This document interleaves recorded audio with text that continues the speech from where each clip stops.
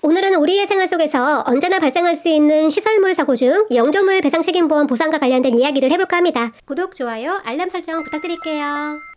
우선 영조물이란 국가나 지방자치단체가 소유하고 사용하며 관리하는 시설들을 이야기합니다. 이러한 시설들이 관리하자로 인해 사용하는 대중들에게 신체, 재물 등의 피해를 입혀 법률에 따라 손해배상 책임이 발생하는 경우 보험회사가 전속하여 보상하는 것을 영조물 배상 책임 보험이라 합니다. 영조물 배상 책임 문제가 가장 많이 발생하는 사례들을 살펴보자면 인도를 보행 중 파손된 보도블록에 다리가 걸려 발목 골절이 발생하는 경우나 도로의 파손 및 포트홀에 의해 차량이 망가지거나 사고가 발생하는 경우 등 공공시설의 하자로 인해 사고가 발생한 경우 이러한 영조물 배상 책임보험 적용 사례에 해당하고 생각보다 빈번하게 발생하고 있습니다. 법률상 배상 책임이 발생하고 이에 의해서 보상한다는 것은 위법한 사고의 원인되는 사실이 있어야 하고 그에 따라 피해자에게 손해가 발생해야 합니다. 도로는 평평하여 자동차가 정상적인 주행이 가능하도록 하여야 하고 보도 및 보도블록은 사람들이 다니기에 어려움이 없도록 정리가 되어 있어야 합니다. 하지만 이러한 영조물들의 관리상의 문제나 파손되어 정비되지 못한 경우 이에 대한 이용자인 국민들이 신체에 상해를 입었다면 그 관리를 이행해야 할 관할 지자체의 책임으로 배상 책임이 발생한다는 것입니다.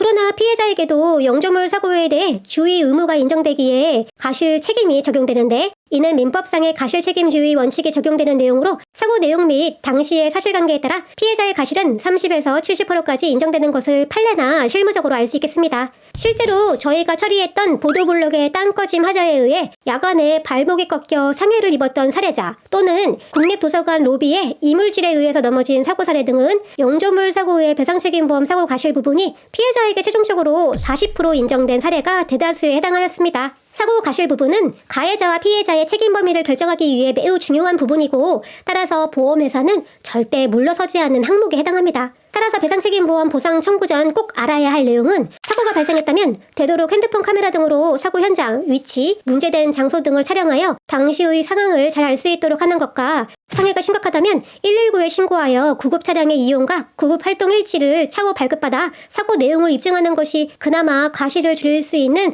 최선의 방법이라고 이야기할 수 있겠습니다. 영조물 배상책임보험으로 보상받을 수 있는 내용은 다른 배상책임보험과 동일한 사항들을 보상하기에 위자료, 일실수익, 향후치료비 등의 법률상 손해배상액을 보험금으로 지급합니다. 다만 보상을 받기 위해서는 가해자에 해당하는 배상 의무자의 보험 접수가 선행되어야 하기에 영조물 배상책임보험 접수는 관할 지자체에 문의하여 접수를 요구하셔야 합니다. 서울특별시에서 발생한 영조물 사고의 경우는 서울시 공단으로, 경기도에 발생한 사고의 영조물 배상책임보험 보상 문제는 경기도청에 문의하시면 접수가 가능하겠습니다. 영조물 배상책임보험 접수 절차에 대해 안내를 드리자면 피해를 입은 피해자분께서 사고 내용을 입증할 수 있는 자료를 구비하시고 사고 지역 관할 자치단체의 담당자와 통화 및 면담 후 보험 접수가 이루어집니다. 다음으로 그러한 내용들이 해당 보험회사의 이관 및 조사자 배정과 함께 현장 조사 등이 이루어진 후 사고 사실 관계에 따라 가실 범위와 보험금이 결정되게 됩니다. 본인께서 골절 등의 중상해 피해자임에도 불구하고 조사 담당자의 말만 믿고 최소한의 손해만 보상받고 종결되는 경우들이 참 많이 있는 것 같습니다. 실질적인 손해에 부합된 정당한 보상을 받기 위해서는 전문적인 지식이 전무한 사항에서 보험사가 알아서 잘해주겠지라는 아니라는 생각으로 접근하지 마시고 추후 배상의학적 장애 등이 발생될 여지가 있는 골절 사고 등과 관련해서는 꼭 전문가에게 먼저 상담을 받아보시고 본인의 권리와 올바른 대응으로 해결해 나가실 것을 조언드려 봅니다. 오늘은 우리들의 생활 속에서 황당하게 발생할 수 있는 영조물 사고와 그에 따르는 보험으로 보상받는 방법에 대해 신속하게 알아보았습니다. 가장 좋은 방법은 사고를 당하지 않는 것이 제일 좋을 것입니다. 그러나 우연히 발생하는 사고들은 각자의 운명이기에 이후 어떻게 대처할 것인지 생각하면서 가장 현명한 방법을 선택하는 것이 그 또한 중요할 것으로 생각해 봅니다. 만약 본인의 상태에 비해 보험사에서 제시하는 금액이 합당하지 않다는 생각을 갖고 계신다면 우선 저희에게 무료 상담을 받아보시고 생각하셔도 늦지 않습니다.